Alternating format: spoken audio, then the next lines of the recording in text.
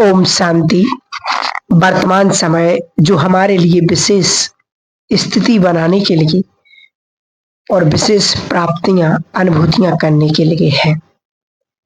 लगातार लगभग 50 वर्षों से अव्यक्त बाप दादा की पालना हम सब बाबा के बच्चे लेते रहे, लेकिन समय अनुसार अब हमें क्या करना है, किन बातों का ध्यान देना है, कहाँ हमें आगे बढ़ना है और कहाँ हम रुक गए हैं, अटक गए हैं, ये सारी बातें बाबा हमें बताते रहे हैं। हमें कोई विशेष चिंतन करने की जरूरत नहीं पड़ती, क्योंकि प्रतिवर्ष बाप दादा मिलन की सीजन में बाबा 10-12 मुरलियां चलाते रही और हमें पूरे वर्ष के लिए होमवर्क देते रहे। हमें उसको सही फॉलो करना और हमारी प्यारी दादियां जो हमें प्रैक्टिकल में आदर्श बनी, अपनी तपस्वी जीवन से हमें सदा प्रेरणा देती रही, प्यार देती रही, उमंग उत्साह बढ़ाती रही। अब आप देखिए कि 2017 के 31 दिसंबर के प्यारे बाप दादा का पाठ पूरा हो गया था, संपन्न हो गया था और 2018 से हमें बाप दादा की पालना संपन्न हो गई। तो अब खुद चिंतन करना है। अब हमें खुद के लिए गाइडलाइन बनानी है और हमें अपने आप को आगे बढ़ाना, क्योंकि अब हमें कोई और नहीं गाइडलाइंस देगा या कोई हमें और तीव्र पुरुषार्थ नहीं करेगा। अब हमें विशेष स्वयं ही तीव्र पुरुषार्थ करने की आवश्यकता है। समय समीपता का आ रहा है, इसलिए विशेष सभी भी के भाई बहनों के लिए विशेष इशारा, अंतिम समय की तैयारी और विशेष सावधानियां, क्योंकि इन अब 5 वर्षों के लिए ही हमें तीव्र पुरुषार्थ करने की बहुत बहुत आवश्यकता है। क्योंकि हम सब जानते हैं कि अब हमारी दादियां सब ऑलमोस्ट एक एडवांस पार्टी में चली गई हैं।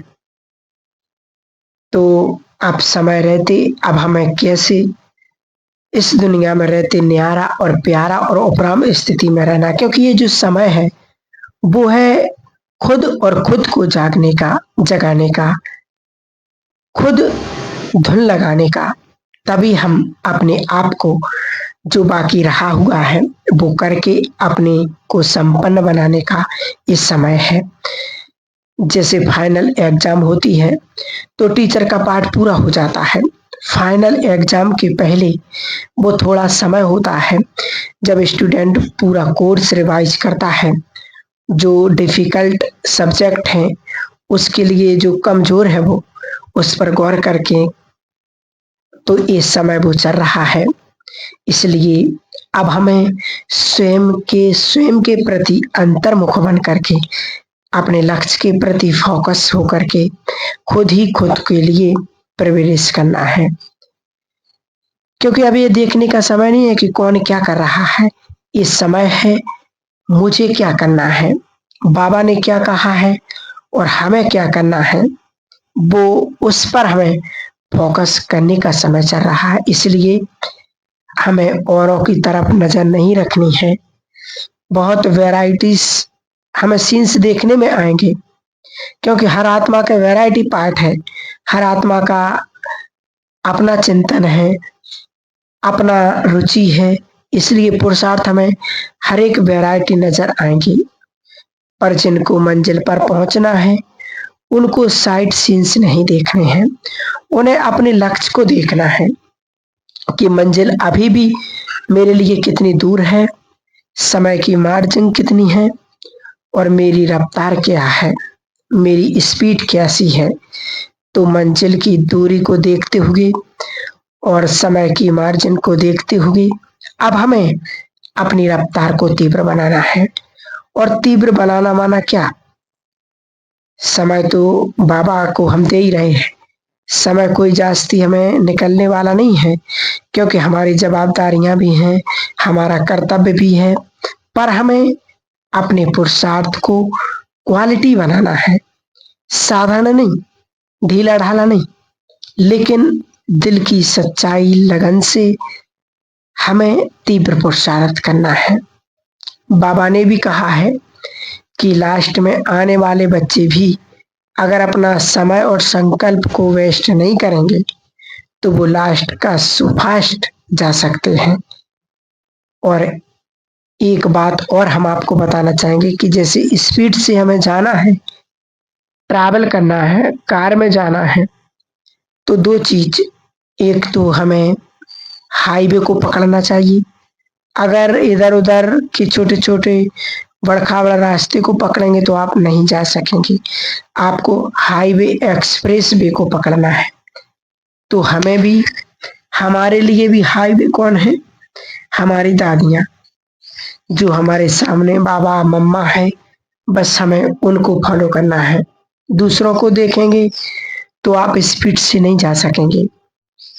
आपको बाबा मम्मा और दादियों को फॉलो करना है, वो हमारे लिए रोल मॉडल है।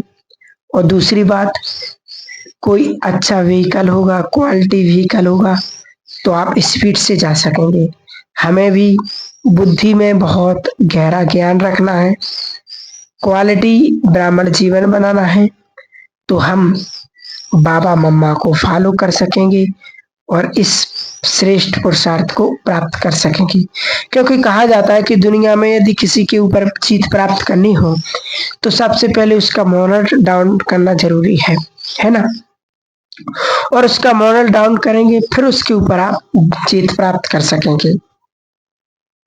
तो माया ने भी ये कार्य किया है कि दुनिया को जिस तरह से चरित्रहीनता की खाई में ले जा रही है कि आज उसको देखते हुए हर कोई ये कहता है कि बस अब भगवान कुछ करे। अब जैसे हर इंसान का मॉडर्न डाउन होता जा रहा है, तो सोचो समय के अनुसार अब कितने लोगों का मनोबल डाउन होता जा रहा है। और उसके लिए कई लोग अब भय से मर रहे हैं, जो दुनिया में कहा जाता है। और आगे भी जो बातें आएंगी तो उससे और लोगों का मनोबल डाउन होता ही जाएगा। तो एक जैसे एक अंदर से हथौड़े पड़ रही हैं और बाहर से भी हथौड़े पड़ रहे हैं। अंदर से भी मॉरल्स डाउन हो रहे हैं और बाहर से भी अनेक प्रकार के आपदाओं का, अनेक प्रकार की परीक्षाओं का जो हथौड़े लग रहे हैं, तो उससे जैसे आप धीरे धीरे कमजोर हो गई हैं ये दीवारें।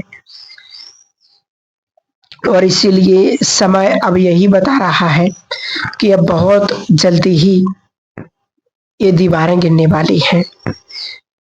लेकिन दूसरी ओर जो कहा जाता है कि अपना अंतिम समय कभी भी आ सकता है। और इसीलिए ऐसे समय को देखते हुए कौन सी स्थिति चाहिए और उसके लिए क्या पुरुषार्थ होना चाहिए। तो अगर बाबा की स्थिति को देखा जाए या दादी की स्थितियों को देखा जाए, और जो बाबा ने अनेक अव्यक्त मूल्यों में जो हम बच्चों के लिए इशारे दिए हैं, तो अंतिम समय के लिए जो स्थिति की आवश्यकता है कि ब्रह्मा बाबा के जीवन में यदि देखा जाए तो लास्ट स्टेज संपूर्णता की, वो है कर्मातीत स्थिति।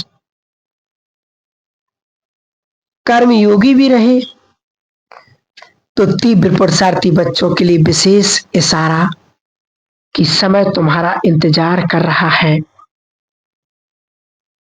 दुनिया में तो मान्यताएं हैं कि time and tide wait for none, समय और तूफान किसी का इंतजार नहीं करते।